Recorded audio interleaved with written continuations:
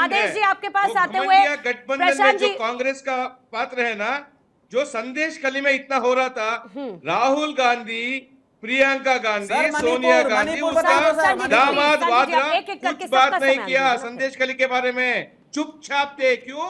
वो घमंडिया गठबंधन के ग्रुप में है वो लोग, इसीलिए कुछ भी एक स्टेटमेंट बताओ।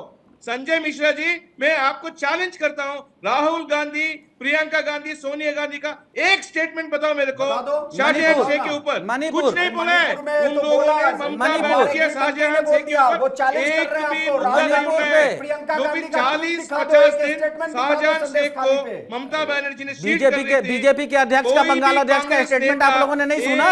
आप कान में रुई लगा के बैठोगे तो उसका जिम्मेदार हम थोड़े ना है। संजय जी आपको थोड़ा समय दे देती हूँ, गूगल कर लीजिएगा, मीनवाइल कोई दिक्कत नहीं है। बीजेपी के बंगाल के अध्यक्ष ठीक है संजय जी, रुकिएगा। सदन के नेता ने बार-बार सवाल उठाया। प्रशांत जी थोड़ा सा समय दे रही हूँ संजय जी को गूगल करने के लिए, अगर आपके चैलेंज के हिसाब से उनका कोई स्टेटमेंट है या नहीं है। लेकिन आदेश जी के पास मुझे इस बीच में जाना होगा। प्रशांत जी फिर उसके बाद आपके पास आती हूँ। प्रशांत जी थोड़ा समय दीजिए। आदेश जी अभी जब इधर बहस चल रही थी तो उस दौरान आप फोन पर थे सर, राजू कागे को फोन कर रहे थे क्या? पूर्णिमा जी, किसी को फोन करने की आवश्यकता नहीं है। हम जो कहते हैं वो करते हैं, पूरे देश ने मतलब आप वोटर्स की बिजली काटेंगे सर? मतलब आप वोटर्स की बिजली काटेंगे और हुक्का पानी भी बंद करेंगे मुसलमानों का जिन्होंने बीजेपी को वोट दिया? नहीं है, हम ईडी का, बिजली पानी काटेंगे ना सर? का इनका दुरुपयोग नहीं करते। आदेश जी आप जो कहते हैं वो करते हैं, बिजली पानी काटेंगे कि नहीं ये बताइए ना।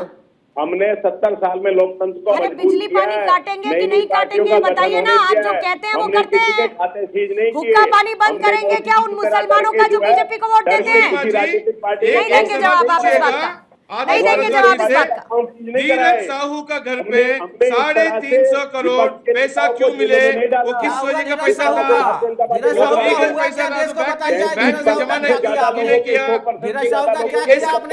अब हर केस की फाइल तो मिश्रा जी आपको भिजवा नहीं पाएंगे। या तो आपके ईडी में कॉन्टैक्ट इतने, या तो आपके ईडी में कॉन्टैक्ट इतने स्ट्रॉन्ग हो, आपने चंदा दो धंधा दो का स्लोगन बराबर है मिश्रा जी। या तो आपके एजेंसीज में कॉन्टैक्ट इतने स्ट्रॉन्ग है तो फोन करिए, बोलिए साहब लाइन से मेरे को सबकी केस फाइल भेज दीजिए, मैं देखना चाहता हूँ कि क्या हुआ। धीरज साहू एक सेकंड। आदेश जी मेरी बात सुनिए। भ्रष्टाचार एक अलग समस्या है, भ्रष्टाचार एक बड़ा मुद्दा है। 2014 में कांग्रेस की सरकार जाने के पीछे एक बड़ा मुद्दा भ्रष्टाचार, काला धन था। वो आज भी मुद्दा है और वो हमेशा रहेगा। लेकिन मैं ये कह रही हूँ आदेश जी प्लीज सर, मोदी जी के समय में हुआ, विनोद राय ने माफी मांगी थी।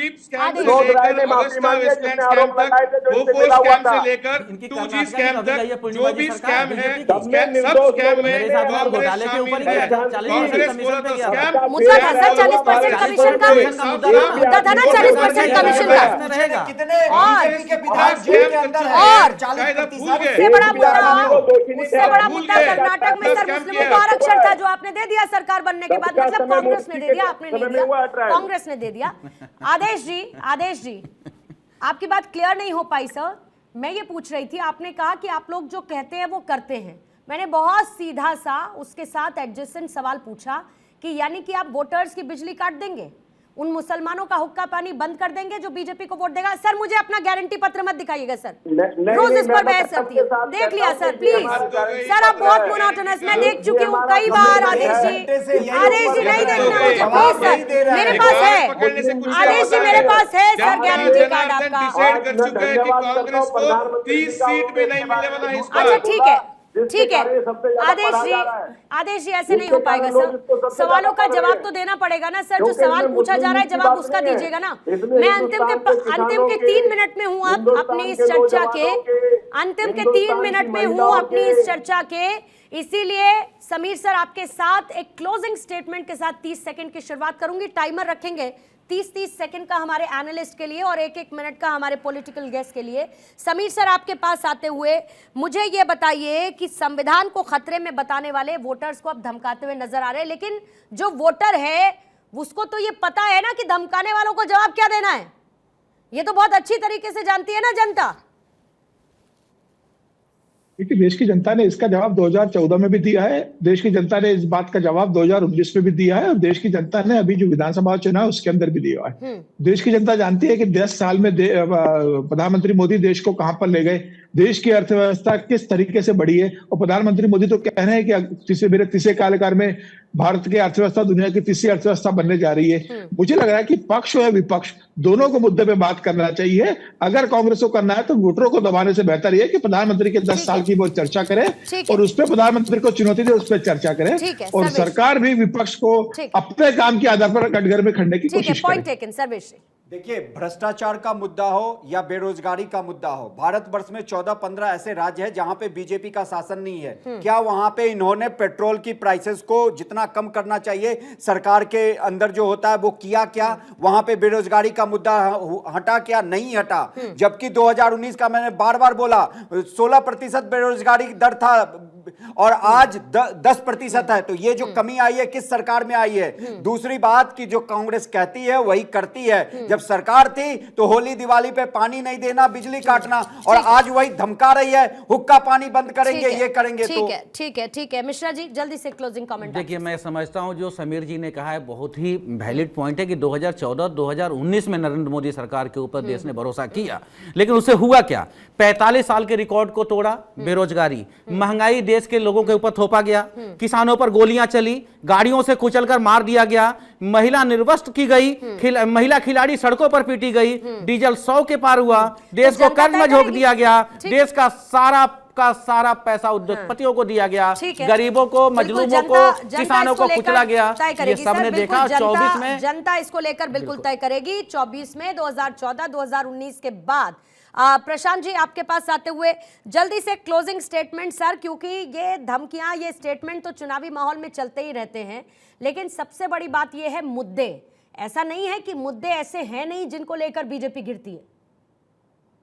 पूर्णिमा जी, पहले जो कांग्रेस का जो धमकी का राजकारण अभी है, लोगों ने, जनता जनार्दन ने और डिसाइड कर चुका है कि कांग्रेस को देश में 40 सीट भी नहीं मिलने वाला है। भाजपा 400 सीट का सोच रहे, कांग्रेस 40 सीट पार होने का। बीजेपी बात कर रही है विकास और विरासत का, विकसित भारत का, अमृतकाल का बात कर रहे हैं। कांग्रेस किस चीज पे बात कर रही है? मैनिफेस्टो में हिंदुओं का प्रॉपर्टी लेके मुसलमानों को देने के लिए, मंगलसूत्र छीनने के लिए बात कर रही है। ये तो कांग्रेस का मुद्दा है। सब लोगों को पता है कांग्रेस का मैनिफेस्टो यूजलेस पेपर है, क्योंकि उसको सरकार बनाने के लिए 50 से 100 साल वेट करना पड़ेगा। वो अपोजिशन में प्रिंसिपल अपोजिशन पार्टी भी नहीं बन सकती। ठीक है, 440 कांग्रेस को 40 सीट भी नहीं मिलने वाला है। जल्दी से क्लोजिंग स्टेटमेंट आदेश आपसे लेना कांग्रेस का मुद्दा जो है, क्योंकि लोग डिसाइड कर चुके हैं। ठीक है, कांग्रेस पॉइंट टेकन। मेरे पास समय क्योंकि खत्म हो गया। आदेश जी, जल्दी से क्लोजिंग स्टेटमेंट आपको ये बताते हुए कि आपके संजय निरुपम जा रहे हैं सर, शिवसेना शिंदे गुट में शामिल हो रहे हैं सर, बस ये अपडेट दे रही थी आपको। अब बताइएगा आदेश जी। खाली है उनको तुरंत भरेंगे। हर गरीब महिला के परिवार को चिन्हित करके, हर महिला के परिवार को चिन्हित करके उसको 1 लाख रुपए देंगे गरीब परिवार को। जो बच्चा बीटेक एमटेक या कॉलेज पास करके आएगा उसको 1 लाख रुपए साल का देंगे, अप्रेंटिसशिप देंगे, ताकि उसके हाथ में रोजगार मिल सके। हम इस बेरोजगारी से निजात दिलाएंगे, किसानों को एमएसपी देंगे। ये हमारा दायित्व है और देश को फिर उन्नति और तरक्की के रास्ते पे ले जाएंगे और देश के अंदर भाईचारा कायम करेंगे। ये गंगा जमुना जो लेकिन राजू कागे को नहीं रोकेंगे, राजू कागे को नहीं रोकेंगे, इस तरीके के स्टेटमेंट्स को नहीं रोकेंगे। बहुत बहुत शुक्रिया आदेश जी, आपने समय दिया। प्रशांत साहब, आपका शुक्रिया चर्चा का हिस्सा बनने के लिए। समीर चौगांवकर सर, संजय मिश्रा जी हमारे साथ थे, सर्वेश पाठक जी। माफी चाहूंगी सर, आपसे क्लोजिंग कमेंट और नहीं ले पाई मैं।